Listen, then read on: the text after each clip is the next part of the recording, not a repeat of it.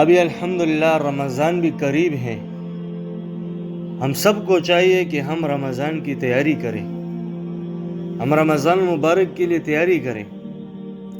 یہ رمضان مبارک کا مہینہ اللہ جل شانہ کی بڑی عظیم نعمت ہے۔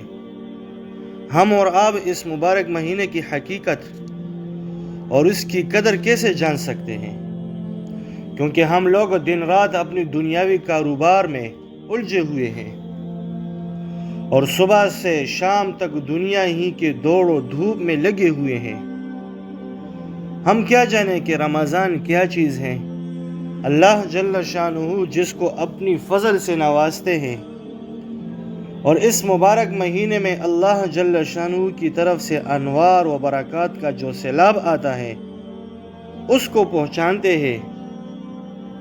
ایسے حضرات کو اس مہینے کی قدر ہوتی ہے۔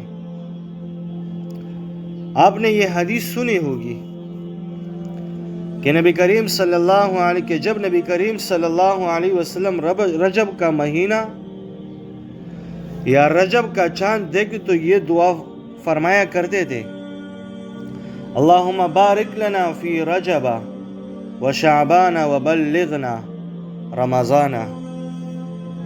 اے اللہ ہمارے لیے رجب اور شعبان کے مہینوں میں برکت عطا فرما اور ہمیں رمضان کے مہینے تک پہنچا دیجئے۔ آپ صلی اللہ علیہ وسلم یہ دعائیں فرماتے تھے، یعنی ہماری عمر اتنی دراز کر دیجئے کہ ہمیں اپنی عمر میں رمضان کا مہینہ نصیب ہو جائے۔ مطلب یہی ہے اس کا۔ اب آپ اندازہ لگائیں کہ رمضان آنے سے 2 ماہ پہلے رمضان کا انتظار اور اشتیاق شروع ہو گیا اور اس کے حاصل ہو جانے کی دعا کر رہے ہیں کہ اللہ تعالیٰ یہ مہینہ نصیب فرما دے۔ یہ کام وہی شخص کر سکتا ہے، یاد رکھیں میرے محترم، یہ کام وہی شخص کر سکتا ہے جس کو رمضان المبارک کی صحیح قدر و نعمت معلوم ہو، صحیح قدر و قیمت معلوم ہو۔ اس حدیث سے یہ پتہ چلا کہ اگر کوئی شخص اس نیت سے اپنی عمر میں اضافے کی دعا کرے کہ میری عمر میں اضافہ ہو جائے تاکہ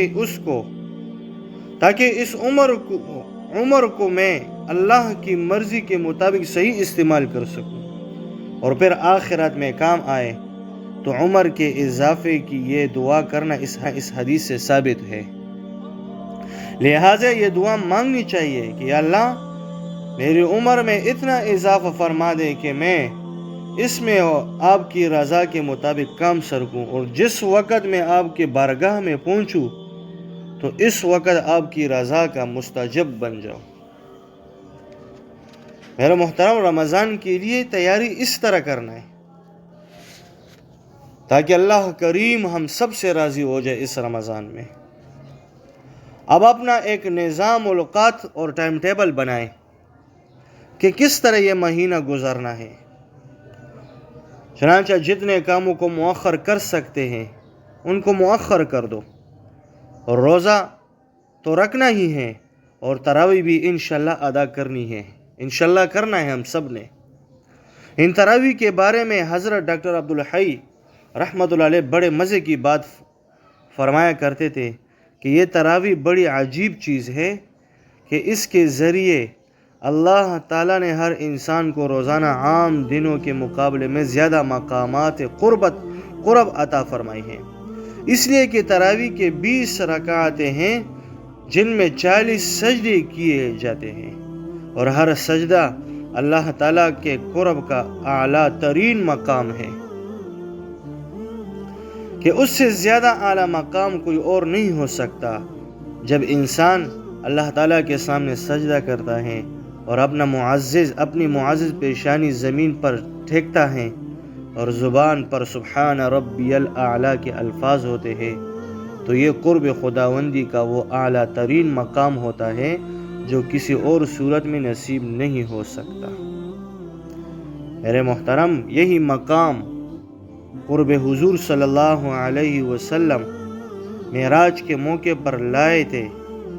جب معراج کے موقع پر آپ کو اتنا اونچا مقام بخشا گیا تو حضور اقدس صلی اللہ علیہ وسلم نے سوچا کہ میں اپنی امت کے لیے کیا تحفہ لے کر جاؤں، تو اللہ تعالیٰ نے فرمایا کہ اپنی امت کے لیے یہ سجدہ لے جاؤ، ان میں سے ہر سجدے مومن کی معراج ہے۔ فرمایا الصلاۃ معراج المؤمنین، جس وقت کوئی مومن بندہ اپنی پیشانی اللہ تعالیٰ کی بارگاہ میں زمین پر رکھ دے گا تو اس کو معراج حاصل ہو جائے گی، لہٰذا یہ سجدہ مقام قرب ہے۔ اللہ تعالیٰ ہم رحمت سے ان باتوں پر عمل کرنے کی توفیق عطا فرمائے اور اس رمضان کی قدر کرنے کی توفیق عطا فرمائے اور اس کی اوقات کو صحیح طور پر خرچ کرنے کی توفیق عطا فرمائے۔ آمین۔ وآخر الدعوانا ان الحمد للہ رب العالمین۔